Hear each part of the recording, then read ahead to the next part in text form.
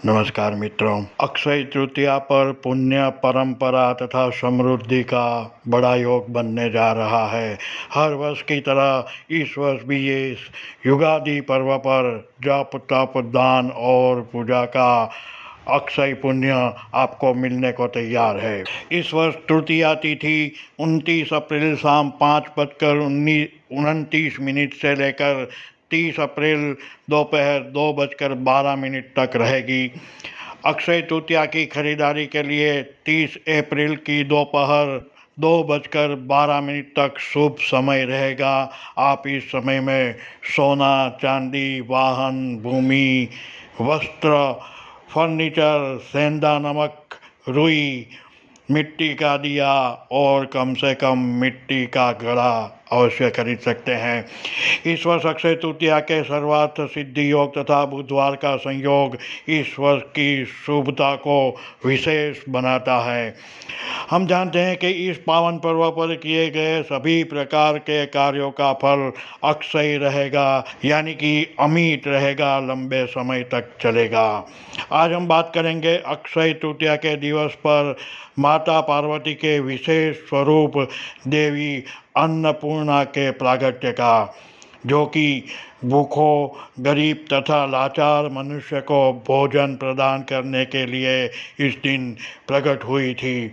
इस दिवस पर स्वयं भगवान शिव जी ने भिखारी का वेश लेकर भोजन की भिक्षा मांगी थी और माता अन्नपूर्णा ने शिव जी को तृप्त किया था। इस पर्व का संदेश माता अन्नपूर्णा का यह है कि इस अवसर पर भाग्यशाली लोग अपनों से कुछ कम भाग्यशाली लोगों को भोजन प्रदान करें और इस पर्व का महत्व बढ़ा दें। तो मित्रों, आप अक्षय तृतीया पर महंगी धातु तथा भूमि वाहन जैसी महंगी वस्तुएं खरीद सकते हैं, परंतु कोई भी सामान्य जन केवल कुछ रुई तथा मिट्टी के दीपक तथा मटका अवश्य खरीद सकते हैं और इस प्रबल शुभ योग का लाभ प्राप्त कर सकते हैं। अक्षय तृतीया भगवान विष्णु तथा माता लक्ष्मी जी के आशीर्वाद प्राप्त करने का सुवर्ण अवसर भी है, जो कि सूर्य की मेष संक्रांति के तृतीय दिवस पर मनाया जाता है। इस समय में सूर्य तथा चंद्रमा सबसे अधिक चमकीले होते हैं।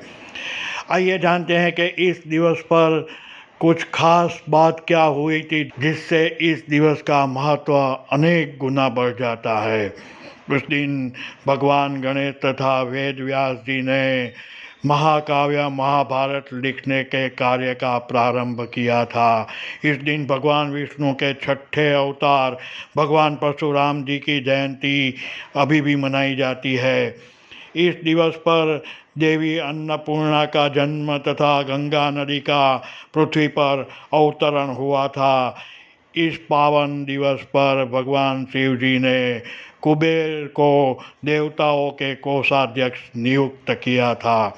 अगर जैन धर्म की बात करें तो यह दिवस उनके प्रथम देवता भगवान आदिनाथ की स्मृति में मनाया जाता है। तो आपसे आग्रह है कि आप भी इस पावन पर्व के शुभ अवसरों का अवश्य लाभ प्राप्त करें। आपके यथाशक्ति सेवा पूजा तथा दान पुण्य कीजिए और कुछ छोटी से लेकर बड़ी सी खरीदारी करें, जिनका लाभ आपको लंबे समय तक अवश्य मिलता रहेगा। नमस्कार, धन्यवाद।